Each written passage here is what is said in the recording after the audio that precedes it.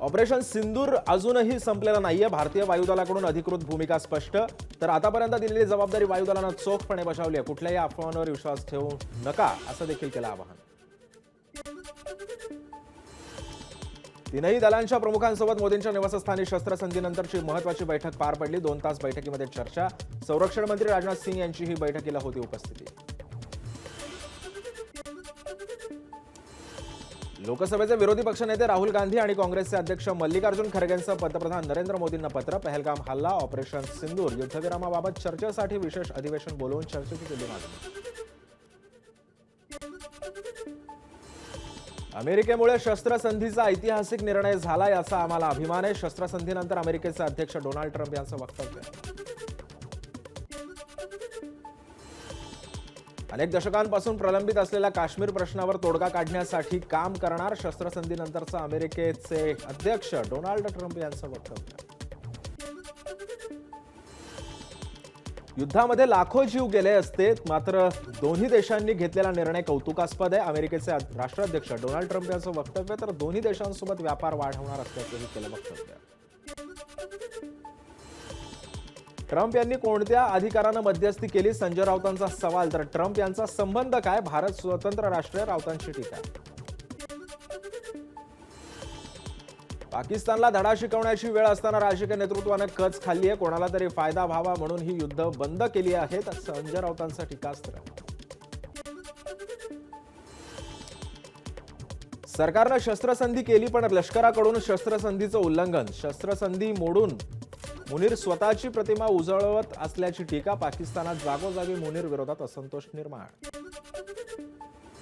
पहलगामचा बहाणा बनवून भारतानंच युद्ध छेडलंय. पाकिस्तानचा कांगावा. तर भारतानं निष्पाप लोक, मशिदी आणि शहरांना लक्ष्य केलं. पाकचे पंतप्रधान शहबाज शरीफ यांचे दावे. पाकिस्तानचे पंतप्रधान शहबाज शरीफ यांच्या उलट्या बोंबा. भारतानंच अमेरिकेपुढे गुडघे टेकून शस्त्रसंधीसाठी गळ घातल्याचं शरीफ यांचं वक्तव्य. शस्त्रसंधीच्या निर्णयावर माजी लष्कर प्रमुख मनोज नरवणेंकडून आश्चर्य व्यक्त. हल्ला झाल्यावरच प्रत्युत्तर देण्यासंदर्भात बोलू नका, थांबू नका. अशी संधी पुन्हा येणं अवघड आहे अशी दिली प्रतिक्रिया.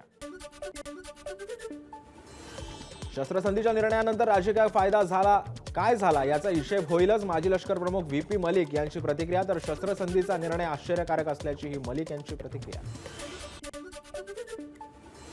जम्मू काश्मीरच्या आरएसपुरा सेक्टरमध्ये पाकच्या गोळीबारामध्ये जवान सुनील कुमार शहीद. जम्मूतील त्रेवा गावामध्ये रायफलमन जवान सुनील कुमार यांच्यावर शासकीय इतमामामध्ये अंत्यसंस्कार. साताऱ्याच्या खटाव तालुक्यातील जवान प्रसाद काळे लग्नाच्या दुसऱ्याच दिवशी कर्तव्यावर हजर. आधी देशसेवा असं म्हणत कुटुंबियांनी जवान प्रसाद काळेंना कर्तव्यासाठी सीमेवर धाडलं. युद्धविराम झाला असला तरी भारत पाकिस्तान सीमेवर तणाव, त्यामुळे जवानांच्या सुट्ट्या रद्द. परभणीतील 3 जवान सीमेकडे रवाना. रेल्वे स्थानकावर परभणीकरांनी दिला भावनिक निरोप. जम्मू काश्मीरमध्ये रात्रभर कोणताही गोळीबार किंवा ड्रोन हल्ला न झाल्याची माहिती. सध्या जम्मू शहरामध्ये तणावपूर्व शांतता असल्याची देखील माहिती. श्रीनगरमध्ये जनजीवन हळूहळू पूर्वपदावर यायला सुरुवात. भारत पाकिस्तानमधील शस्त्रसंधीनंतर हळूहळू परिस्थिती सामान्य होण्यास देखील सुरुवात. लाल चौक परिसरातील दुकानं पुन्हा एकदा उघडली. काल रात्री आकाशामध्ये ड्रोन दिसल्यानंतर श्रीनगरमधील सर्व दुकानं करण्यात आली खुली. सीमेला लागून असलेल्या गावांमध्ये राहणाऱ्या लोकांसाठी जम्मूतील आरएसपुरात कॅम्प. तर मदतीसाठी नागरिकांच्या लांबच लांब रांगा.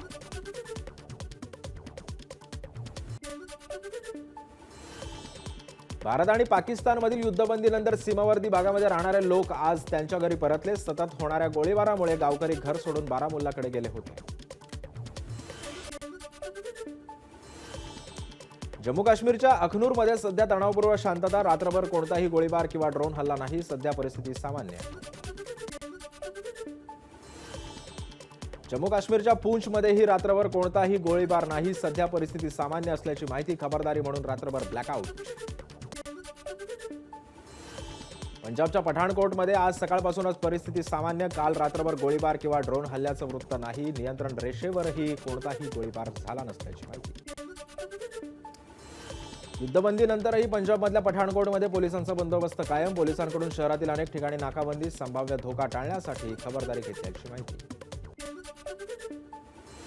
कुपवाडा बाजारपेठ पुन्हा एकदा खुली. भारत पाकिस्तानमधील शस्त्र संधीनंतर आता नागरिकांची रस्त्यावर वर्दळ. राजस्थानमधील जैसलमेरमध्ये काही प्रमाणामध्ये परिस्थिती पूर्ववत. सामान्य नागरिकांचा रस्त्यावर वावर. गेल्या काही दिवसांपासून गोळीबार आणि सततच्या ड्रोन हल्ल्यांमुळे अंशतः असलेल्या अमृतसरमध्ये परिस्थिती कायम. काल रात्रभर कोणताही ड्रोन हल्ला किंवा गोळीबार न झाल्याचं वृत्त. अमृतसरमधील श्री गुरुराम दासजी आंतरराष्ट्रीय विमानतळाबाहेर कडेकोट बंदोबस्त कायम. विमानतळ परिसरातील गुरुद्वारा संतसरजी मध्ये सुरक्षेच्या कारणास्तव प्रवेश बंदी. शस्त्रसंधीनंतर पाकिस्तानकडून सायबर युद्धाला सुरुवात. सरकारी, आर्थिक आणि संवेदनशील क्षेत्रांना सायबर सुरक्षा मजबूत करण्याचे केंद्राचे निर्देश. महात्मा गांधींची हत्या हा पहिला दहशतवादी हल्ला असल्याचं हर्षवर्धन सपकाळ यांचं खळबळजनक वक्तव्य. या वक्तव्यानं राजकीय वर्तुळामध्ये वाद पेटण्याची शक्यता. कुत्र्याची शेपूट वाकडी ती वाकडीच राहणार, ती सरळ होत नाही, त्यामुळे कापावीच लागेल. पाकिस्ताननं शस्त्रसंधीचं काल उल्लंघन केलं, त्यावर एकनाथ शिंदेंची प्रतिक्रिया. वर्ध्यातून कपाशीच्या बनावट बियाण्यांचा 50 लाख रुपये किमतीचा साठा जप्त. गुजरातमधून आणण्यात आले होते बोगस बियाणे. स्थानिक गुन्हे शाखेची कारवाई, तर एकालाही अटक. सिद्धिविनायक मंदिरामध्ये आजपासून हार, नारळ आणि बाहेरून प्रसाद घेऊन जाण्यास बंदी. भारत पाकिस्तानातील तणावाच्या पार्श्वभूमीवर देशभरामध्ये सतर्कता. शिर्डीतील साईबाबांच्या मंदिरामध्ये हार, फूल, प्रसाद नेण्यास मनाई. आजपासून साई संस्थांकडून निर्णयाची अंमलबजावणी. आजपासून तुळजाभवानी मंदिरामध्ये पर्स, बॅग नेण्यास बंदी. भारत पाकिस्तानमध्ये सीमेवर वाढलेला तणाव आणि युद्धजन्य परिस्थितीमध्ये लक्षात घेता मंदिर प्रशासनाचा निर्णय. एबीपी माझा, उघडा डोळे बघा नीट.